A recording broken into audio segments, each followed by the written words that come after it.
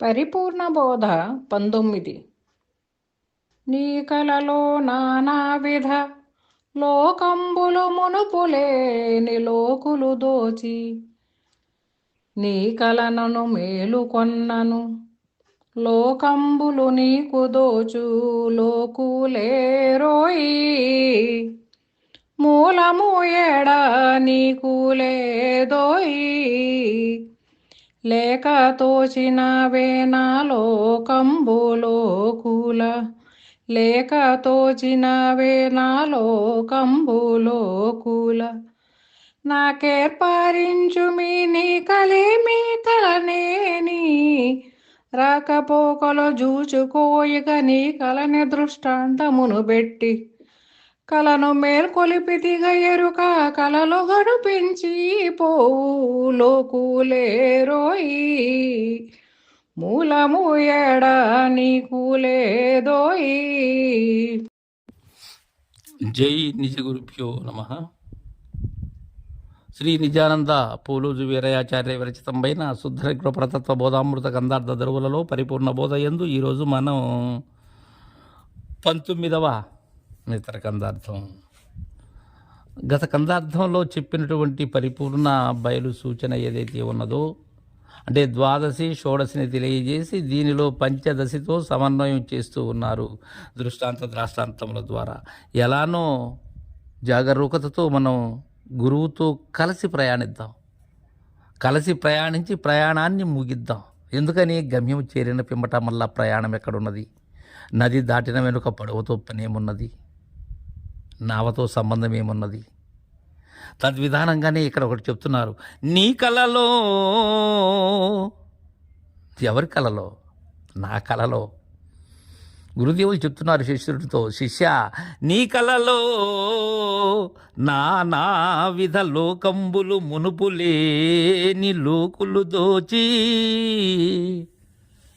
ఎన్ని లోకాలో చతుర్దశ భువనాలన్నీ తోస్తూ ఉన్నాయి. అండజ ఉద్భిజ శ్వేతజ జరాయుజాలు తోస్తూ ఉన్నాయి. జలచర భూచర కేచరంబులు తోస్తూ ఉన్నాయి. అంతకు మునుపు చూసినవి తోస్తూ ఉన్నాయి, చూడనివి తోస్తూ ఉన్నాయి. అన్ని కల్పనలు కల్పితములు.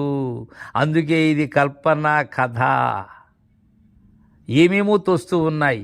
ఎప్పుడు తోస్తూ ఉన్నాయి? కలలో తోస్తూ ఉన్నాయి. ఎందుకు కల వస్తున్నది? నేను సనిమిషిని కాన నాకు కల వస్తున్నది. మహనీయులైనటువంటి వారు కల మేల్కొన్నటువంటి అనిమిషులకు కల లేదు. వారికి ఉన్నది ఒకటే, అదే మేల్క. మనకు ఉన్నది మొత్తం కూడా ఒకే అవస్థ, అదే కళ. సమస్త నరులో ఉన్న అవస్థ కళ. ఆ కళలో అనేకమైనటువంటి చతుర్దశ భువనంబులు, అధోలోకంబులు, ఊర్ధ్వలోకంబులు, మునుపు లేని లోకులు. నీకు వారికి ఎలాంటి సంబంధము లేదు ఎప్పుడు కళలో. కారణం అయోనిజులు. అయోని సంభవమైనటువంటి తనువులతో యోని సంభవమైనటువంటి నాకెక్కడ సంబంధం? దోచి నీ కలను మేలుకొన్నను లోకంబులు నీకు దోచు లోకులేరోయి మూలము యాడా నీకు లేదోయి. నీకు మూలమే లేదు. ఈ విషయాన్ని ఎంత కుశాగ్ర బుద్ధితో, ఎంత మేధానిధి అయితే ఇది అవగాహనకు వస్తుంది. నీ కలను మేలుకొన్నను. నేను దేంట్లో ఉన్నాను? కలలో ఉన్నాను. అలా కలని మేల్కొల్పజేసేటువంటి కరుణాత్ముని సన్నిధి చేరాలి. కలలో ఉండే వారి సన్నిధి చేరితే మనం కూడా కలలోనే ఉంటాం. వారు మేల్కొనేది లేదు, నన్ను మేల్కొల్పేది లేదు. అందుకే గురుని ఎన్నిక సరిగా జరగాలి అంటారు పెద్దలు. అలాంటి మహనీయులు అరుదుగా ఉంటారు. అందరూ గురువులు కారు. నటనలతో ఉన్నవారు గురువులు కారు. వంచకులు గురువులు కారు. ఉన్న యథార్థాన్ని ఉన్నట్లుగా అంది పొంది గురుదేవునికి 12 వర్షములు చతుర్విధ శుశ్రూషలు ఆచరించి సమస్తమైనటువంటి బోధలను సాంగోపాంగముగా ఎరిగినటువంటి మహనీయులు శివరామ దీక్షిత సాంప్రదాయకులు. నీకు తోచేటువంటి లోకులు ఎక్కడున్నారు? ఎప్పుడు? మేలుకున్నప్పుడు. మేలుకోకముందు అందరూ ఉన్నారు. కలగా పులగంగా యోనిజులు అయోనిజులు రకరకములుగా ఉన్నారు. ఈ అండజ ఉద్భిజ శ్వేతజ జరాయుధములైనటువంటి అన్నీ కూడా కలసి మెలసి పెనపడి ఉన్నాయి. చూస్తే అసలు నీకు మూలం ఎక్కడా? విచారిస్తూ పోతే నాకు మూలం ఉన్నదా? లేదు. లేక తోచినవే నా లోకంబులో కూల నాకేర్పారించుమి నీ కలిమి కలనే నీ లేక తోచినవే నా లోకంబులు లోకులు ఇవన్నీ కూడా లేకనే తోచినవి. మేలుక సుశుక్తి లోపల ఏ విధముగా తోస్తూ ఉన్నదో తద్విధానంగానే తోస్తూ ఉన్నది. అయితే నాకు ఏర్పడేటట్లుగా చెప్పు. నీ కలిమి కళ, నీ కలిమి అంటే ఏంటి? నీ నిజం. నువ్వు అంటున్నావు కదా నేను బ్రహ్మముననో లేకపోతే నేను బ్రహ్మాన్ని అయ్యాననో అంటున్నావు కదా, నేనే సర్వము అంటున్నావు కదా, అదేదో చెప్పు.